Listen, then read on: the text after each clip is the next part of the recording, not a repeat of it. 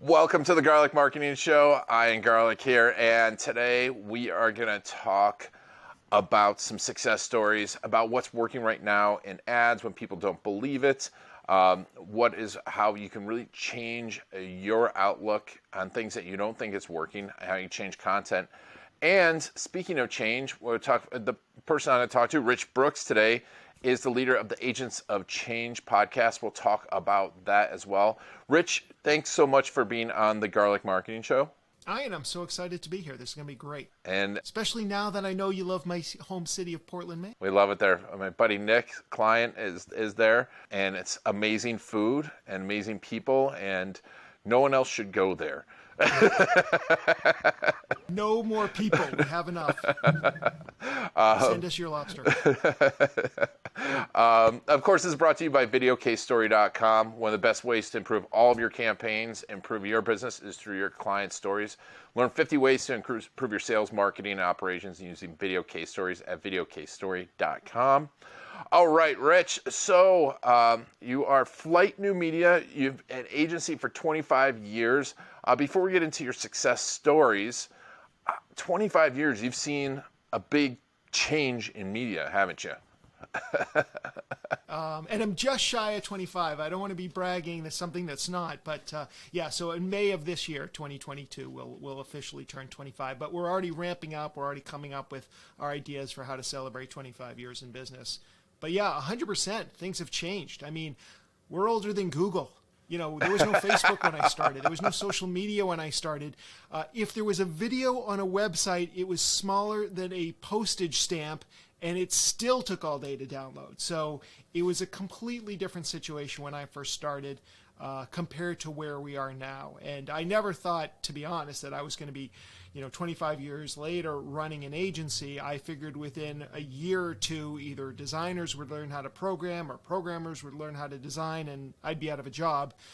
It didn't dawn on me I could just hire those people. We could work together, which is ultimately what happened. I think that's a big thing to talk about, because I think a lot of us, I've had Marty McDonald, Bad Rhino, social media marketing agency on, and we talk about this a lot, is that when we started, we thought that developers would become website designers, and it would all kind of come down to maybe one person, and it'd all be in-house, and you have the social media, and it didn't go that way, did it? No, I think it went the exact opposite way, where even in something as segmented as search engine optimization, there's like 27 different jobs you might have just under that one umbrella. So there's always room for more people. And when people tell me they want to get into digital marketing or into digital, I need more information. I'm like, are you a creative? Are you a designer? Do you want to do video? Like, there's almost anything you want to do, you could get a job under the umbrella of digital. It just depends where you want to go with it. Exactly. And I think the same thing too. And then I hear people, you see the one-man shop that's doing, and no offense to solopreneurs and freelancers, but I see that and I'm like, how can you even think about that you can do everything for one person? I think maybe because I talk to so many people like you, and then I get the nuance of everything that people do, and I'm like, I don't think I can do anything anymore. Right. I definitely have let all my skills atrophy, and I can barely manage a WordPress website at this point. I mean, as soon as I learn something and I realize I can give it off, in the last few years, I've really worked on my delegation skills, and it has made my life so much better. And you say that, and we didn't talk about this, but it's an interesting conversation, because I think that's probably one of the biggest ways that people can succeed in digital marketing, especially businesses, is learning to delegate. Do you feel the same way? 100%. I think you should really focus on what you do well as a company, but also what you do well as an individual. And over the years, I've done almost every single job here at Flyte, but I would say that with very few exceptions, I've since hired somebody who does that so much better than I do. First of all, I've just never been all that organized. I'm definitely one of those big picture thinkers, and I'm always excited about the next thing coming down. One of the best things that ever happened to me was my project manager was like, I want to take on more responsibility. I've been here for like 10, 12 years, give me something more. And around the same time, somebody gave me the book Rocket Fuel, which is written by the same guy who does Traction. It sounds like you're familiar with this. Well, I was talking to Gino this morning, so. Oh, really? Oh, man. Okay. That's awesome. So it was given to me, and I read it, and I'm like, oh, my God. Except for the fact that I can't stand calling myself a visionary, I literally am this character. And the woman who was looking for more responsibility on my team, I'm like, she is the integrator. I gave her the book. She finished it over the weekend, marked it all up, and I'm like, so classic, because I skimmed most of the book and didn't read the last 2 chapters because they weren't for me. And I'm like, all right, you're going to become my director of operations. And the minute that became official, I can't even explain the relief and how light I felt, because I had already been burdening her with so much of the day-to-day stuff of running the business, but not with any sort of official feel to it. So I felt bad when I said, can you just talk to her? Can you just handle this HR issue? Can you just send an email off to that? All of a sudden when that was her role, I just was like, now I can focus on the things that I do best, which are around content creation and sales and getting up on stage, things I love to do that don't feel like work. And I know that when I focus on those, I always bring in more business to the company. And she's now doing all the stuff that for her doesn't feel like work either. I might be putting words in her mouth, but that just comes so naturally to her. And the company is running so much smoother than when I was, quote unquote, in charge. I didn't mean to go down a whole EOS rabbit hole, but I think this is a great story because, we were talking about it this morning and how important it is to figure that stuff out. And I think that's important for a business to figure it out too, because I think, don't get me wrong, I think even marketers think that they should be doing all their own marketing and don't want to delegate those things that they don't really like, right? I mean, do you do that did you do that in your agency? I still do that. I mean, it's a constant battle. Like I was coming home last night and I started thinking about some new social posts that we should really be doing. And I'm like, but you know what, Rich? It's not your job to do the social posts anymore. And so you might suggest an idea at the next meeting where we're talking about the content calendar. But after that, it's really not on you, and it shouldn't be on you. Like, this is not your job anymore. And one of the most important things is it's not just that you're getting things off your desk. It's not just that you're making your life easier, because whenever we make our lives easier, at least for me, I just find there's new, different, sometimes more interesting challenges. But it's also empowering your team. And when you start giving young people, I say that, but I mean it, like young people more responsibility, certainly some of them will struggle with it, but a lot of them all of a sudden step up and they're like, what else can I be doing? And they gain this level of confidence. And I look at some of the people on my team who have been with me 3 to 5 years, who started off and maybe they were really green at the beginning, and just the level of confidence I see in them now. It's, I know you talked a little bit about what are some of your successes. Well, I honestly think that that's one of the best successes in my company right now, is just this idea of taking people who are a little bit green, had some talent, but was kind of raw, and just letting them explore what they were capable of, giving them some guidance and some feedback, but really letting them ultimately decide how are we going to get from point A to point B. And the speed at which a lot of people stepped up into that role has been amazing. And I only wish that I had the comfort in my own ability to delegate earlier on, because I can only imagine what the company would be like today if I felt as comfortable giving people the opportunity for autonomy then that I do now. Because we would just have a company probably 3 times the size if I wanted a company that large. And there's a lot to unpack there, like if you want a company that large, but also I think there's 2 sides to this, because I agree with you, the finding green people. One of my favorite stories, I got to meet Bob Gurr, who created the monorail, and he talks about Walt finding him and him just being a graphic designer, and Walt just believing in him. He's like, all right, go make this thing. He's like, go make the monorail. And I want a roller coaster that's inside. And so Bob Gurr invented the the first indoor on rails roller coaster. It's like, in believing in people, but I also feel that, like, I see this in social media a lot, and online marketing, is that people go, okay, I'm going to get this young person, because they're young, they can do social media, and just put them out there and be like, go do it. How do you find that balance? I wouldn't probably just say to somebody, go do it. And the people who are now entrusted with my social media, they still have a manager above them, somebody who reports to me. So there's definitely accountability. And whenever there's a question on things, things come up. And I'm really concerned about the voice of my company, because for the first probably 1,500 blog posts, I wrote like 99% of them. So I've always been a writer. It's always been my voice in the company. And one of the toughest things about delegation was sharing that voice, sharing that spotlight. But we still have to have a corporate voice or brand voice. And so a few things have come up, and sometimes they're not always what I would consider to be on brand. And so there was everybody probably knows the distracted boyfriend meme. Yes. It's like the one guy who turns around, he's looking at checking out this other girl. I have always looked at this graphic as something that is very funny and almost anti-man, like just showing how stupid we can be. But I do know that a lot of people feel that this objectifies women, and I only found out by making the mistake myself. I put it into a presentation, and somebody came up to me afterwards and talked to me about it, and I'm like, okay, I don't want to go down that rabbit hole, but I have a team that do social media, and the two women, actually there were 3 women working at the time, and they used that meme. And somebody I know reached out to me privately and said, I really think you can be doing better. And I explained that it's actually, I'm not doing it, and it was a team of women, and they didn't have a problem with it, but it is what it is. And so we had a discussion around it. It's like, yes, we can do this, but let's find a more clever meme. Like, if this is a little bit controversial, not controversial, controversy is fine.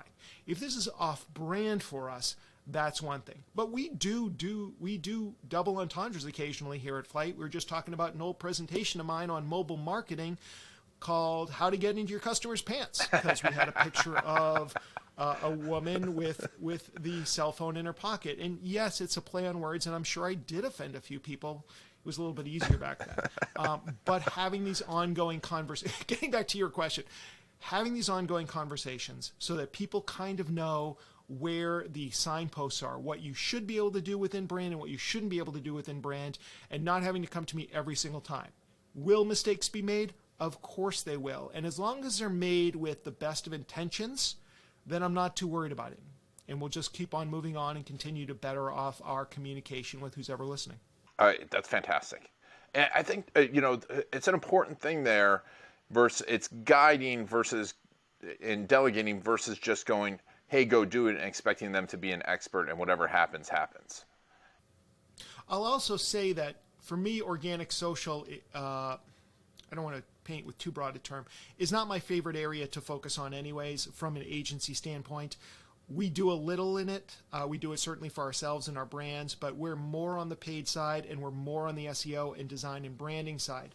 So when these young people did join the team as junior marketers, we set them through some training. So we paid for them to take SEO courses, and we have ongoing memberships and a lot of social media things that train up in certain skills and certain tools and doing the paid ads. We're investing in them, and I'm constantly giving feedback to one young man who is writing a lot of the stuff for my podcast in terms of the social posts, and I give him feedback and I tell him why I'm changing things so I can teach him my voice. So far, it would have been quicker for me just to do it, but I'm investing in him and my freedom to go on and do other things at some point. And I love that. And I think that's an important thing. And coming back to, like, if you're a person that isn't, like, Rich has 25 years of marketing. You've learned a few things, and now you're at the point where you can coach people. But I think this is a big thing for people that aren't marketers to think that. I don't think you should go out. It's like, if you're not a driver, don't go teach someone how to drive, right? If you're not a lawyer, don't go, oh, I'm going to show you how to do your divorce. But I think people think because they've seen marketing that they are a marketer, but you can coach these people in a right way. And I think that's an important distinction to make. I think there's also teaching people how to think or approach a subject, which I think I'm pretty good at, versus specifically how to optimize your Google ads, which I'm not good at. Like, I conceptually understand how to do almost everything my team does, but when it comes to something that's very skill-based, I'm more than happy to spend the money to get the tool, the training, whatever it takes to get my team to be A players.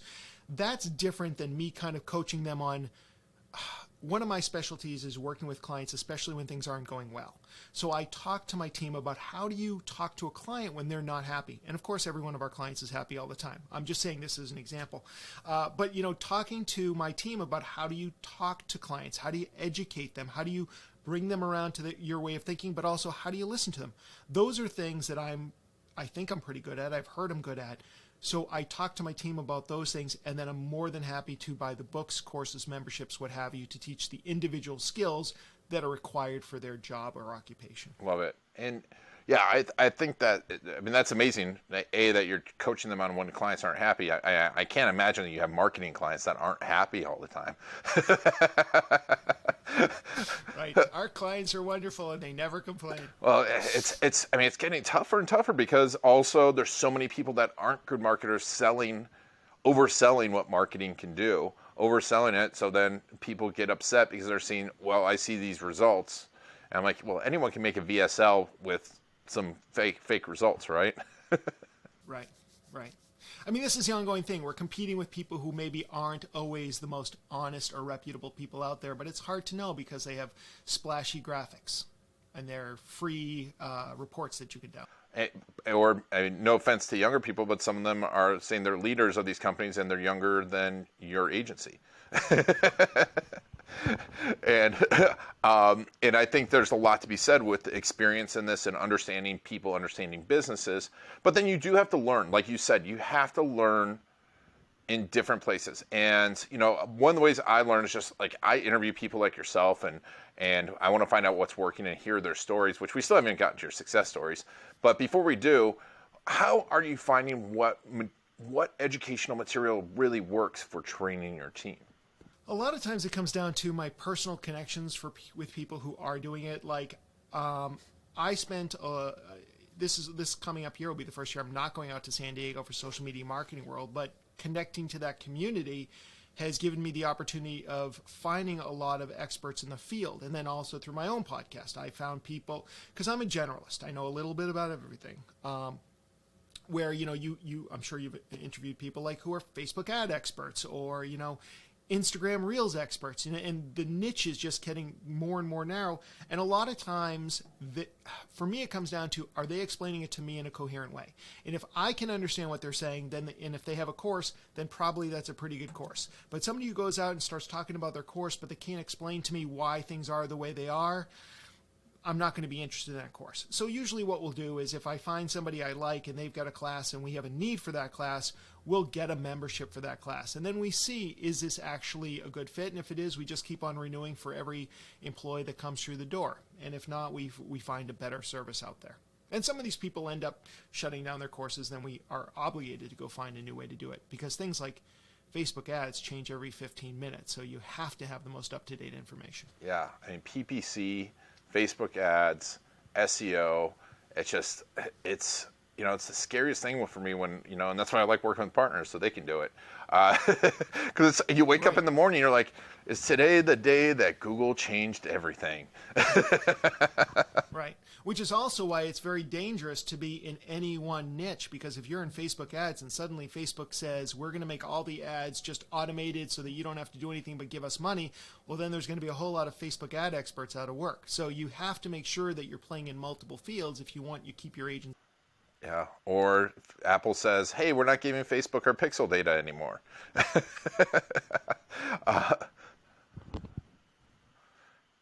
Me too.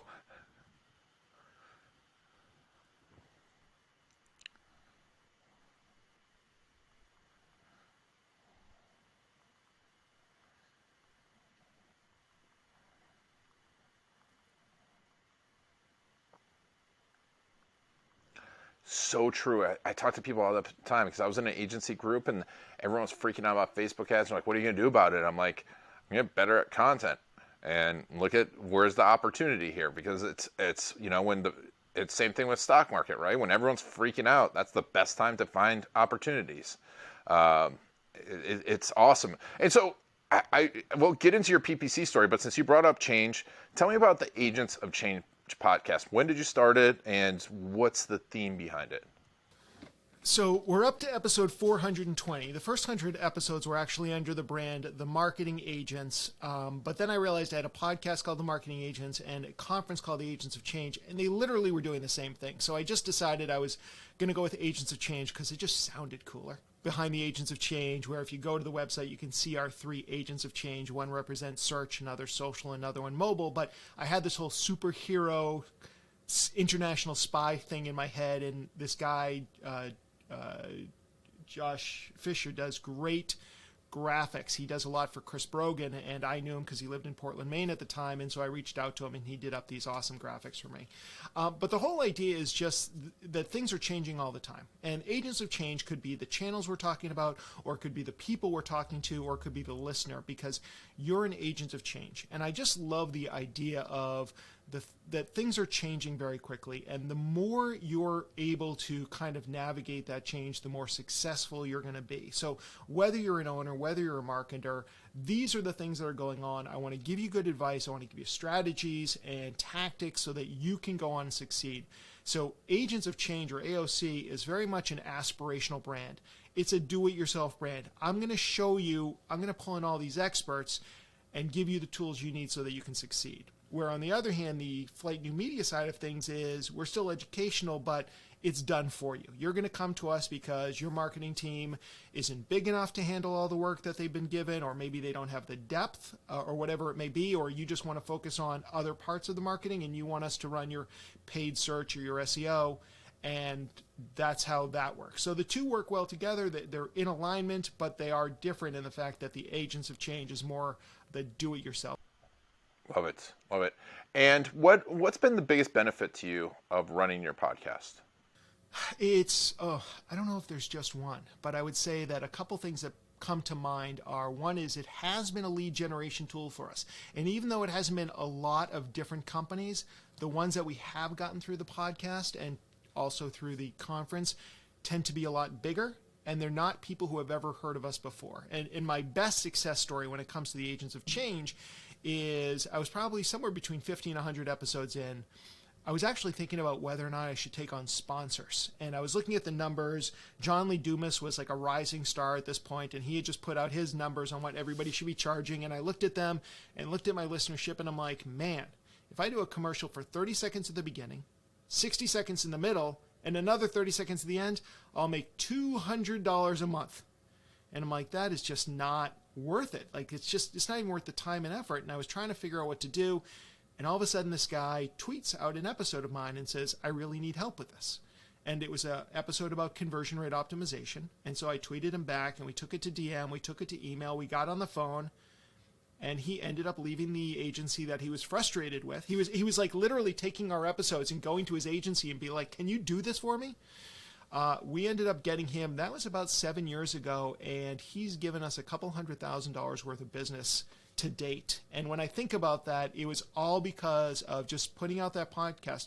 Now, again, an important lesson here is I was 50 to 100 episodes in at that point. Too many marketers and too many businesses think that it's like, oh, I'll just do a quick campaign and I'll make all this money. Mm-hmm. But my experience has been is that successful campaigns take a lot longer. And you kind of have to have as much gray hair as I do sometimes to realize that it's the long game you should be playing. Yep. It's not your first tweet. It's your 100th tweet, or more likely your 8,000th tweet that actually starts where people are like, he's always talking about WordPress. I guess he knows a little bit about it.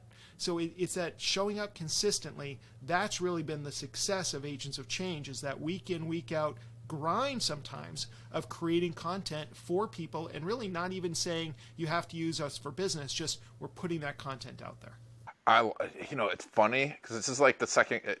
Are you spying on my emails? Because I was like, my third email today was someone was like, oh, we're making some YouTube videos and they made 10 interview style YouTube videos, and they're sitting there analyzing them. They've been sitting on the shelf for 6 months, and I'm like, you're gonna be 50. You need to be 50 episodes in, 50 videos in before you're really analyzing this. 10 is not going to do anything for you. And like you said, it's like I think I was like 30 episodes in before I was actually comfortable with doing the podcast. And absolutely. And very few people ever have success right out of the gates. It always comes from putting that in and day out. And I'll be honest, the content that I've been most successful with was not the content that I'm like, I'm going to make a big splash here. It was more like, I love to write, so I'm going to start blogging. I love interviewing people and learning from people and talking to people, so I'm going to start a podcast. Like, it wasn't like, how am I going to quickly turn this around into business? It was more like real life, where you network and you get to meet people, and at some point down the road, the long game, somebody's like, oh, you do that. I actually need some help with that, and suddenly you're doing business. And, I'm sure you're the same way. So you get that lead in, and you always ask the question, how did you hear of us? And so often I hear, oh, well, I went to the Agents of Change conference in 2015, but I only now need a website or search engine optimization or whatever it is. So it is very much showing up and continually putting out the podcast or putting out the conference or whatever it is that you want to do, but just always showing up, because it's that consistency and the commitment. That's what people are like, I can trust this person. And that's why new websites don't do as well at Google as old websites, because you have to build up that trust. Exactly. And I mean, in Google, that's what I always tell people is like, just imagine what Google's trying to do, and don't try and play any games because, just feed the Google machine, make Google happy, and you will succeed. But it has to be the long game, because anyone that takes a shortcut is going to get knocked down by Google. So, speaking of, you guys do PPC, SEO, paid search, not really social. You've had some successes. Can we talk about a few of those, and like maybe some of the bigger companies that you've worked with and what you're seeing as the trend? So one of the things, for example, we were talking about before. So there's an aviation company, CNL Aviation, up here. They do a lot of refurbishing of bigger airplanes, and it's a very complex sales process. And they had Google Analytics or Google Ads set up, and they were running them, and they were getting a few leads with them, but they were feeling like they hadn't really kind of gotten what they should be getting out of them, and the leads that were going to sales weren't as good as they should be. And here's another guy who I've known, networked with for years. He's come to every single one of my conferences, and beginning of, I want to say, end of 2019, beginning of 2020, which is not a great time for the airline industry, calls me up and says, can you help me with some of this? And we ended up taking over their paid search and some of their SEO, because there were a lot of pages that it was a huge website. It was a mess. Somebody needed to go through it. And from the work that we did with them, we found immediate positive results in their paid search, because it was already going on. They already had data that they were collecting. And so we were immediately able to find some opportunities to kind of get rid of some ad campaigns, double down on ones that were working, changing out some keywords, adding some negative keywords, and their customer acquisition costs dropped. And from what I've heard from him is that the leads that they're handing off to the sales teams are much warmer than they were before, and they're closing much faster, which is great. And also they're starting to see that they're ranking for a lot more keywords, because we started to reorganize the website, and we found content that was like in one place and it should have been in another, or it should have been connected. And so making those kind of connections. But again, this is just like the second year or entering the third year of this arrangement, and it takes time. And he at least was savvy enough to realize that we weren't going to change things overnight. We were able to bring down their acquisition costs almost immediately, but every month we've continued to make improvements on that. And I think that's really the success story, that it's not an overnight success. I think that's an important theme of running the marathon of marketing, because we see way too many people pushing the overnight success story, and when that doesn't work, it not only costs you time and money, but it costs you the additional time of starting all over, doesn't it? Like, it's because there's always that ramp up period with the ever new marketing campaign, etc.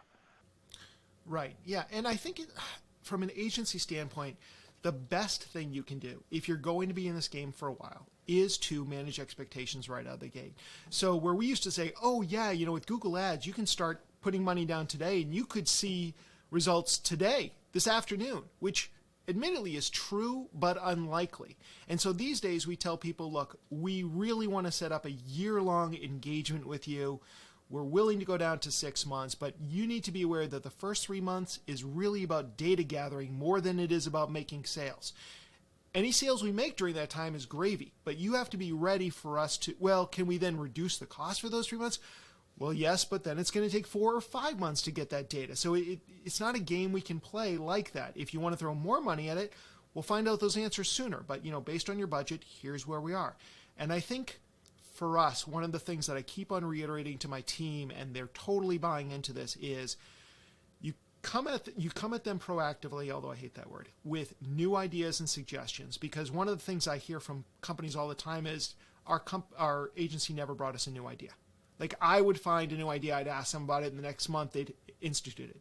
So I tell my team every month, come up with one idea. I don't care how outlandish it is, but if you can steal an idea from one industry and bring it to this industry and show them why it's worth trying, and be upfront.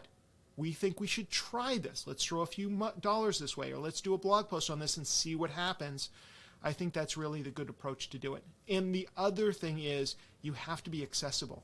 Because one of the other complaints that I'm always hearing from companies is, I can never get in touch with my marketing agency, especially when things aren't going well. Yep. And yeah, that's interesting too.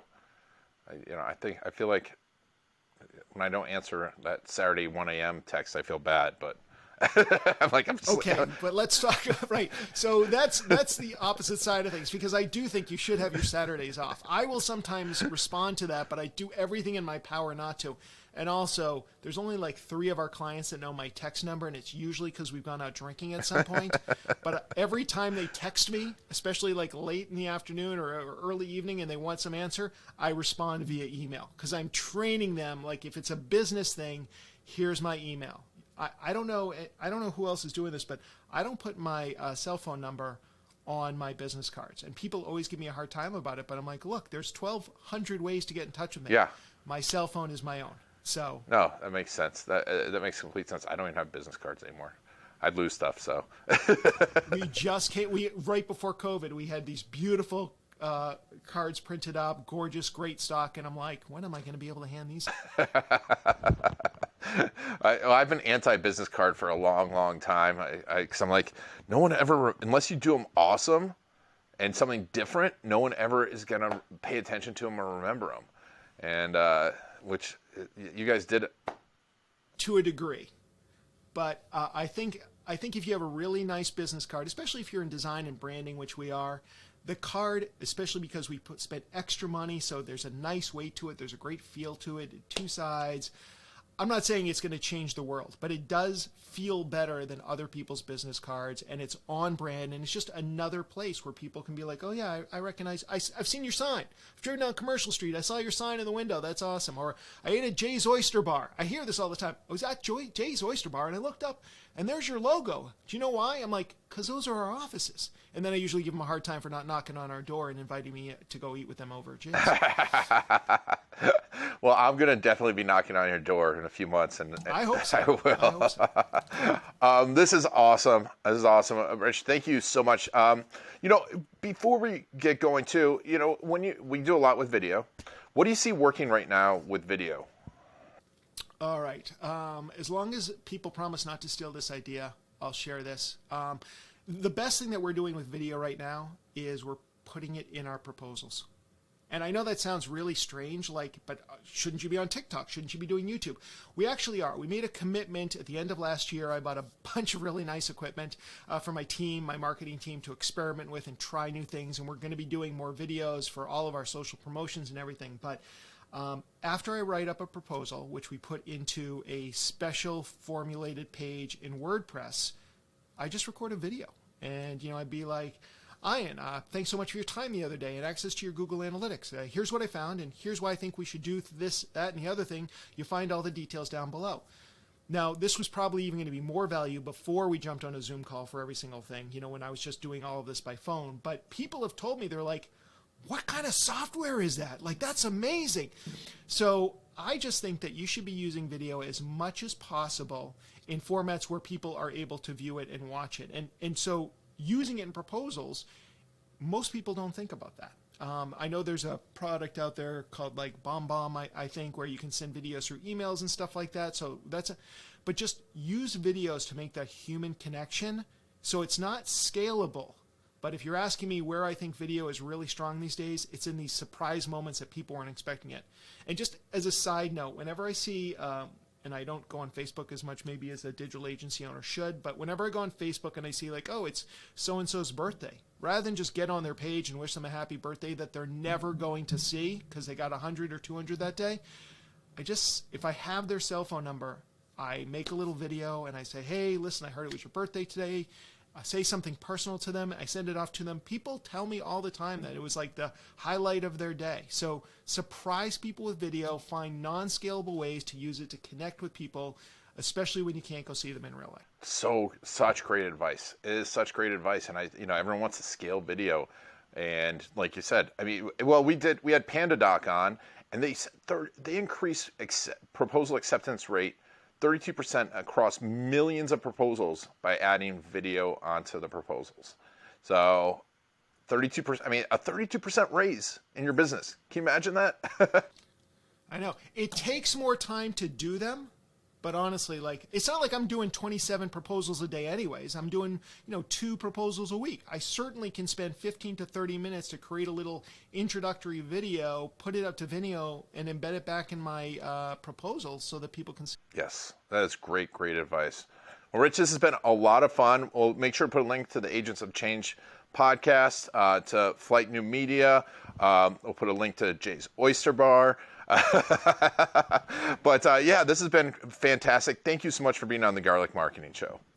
Absolutely pleasure. Thank you so much, and I'll see you when you come up to Portland. Oh, 100%. And thank you all for taking Rich and I on your journey. This has been Iron Garlic and the Garlic Marketing Show.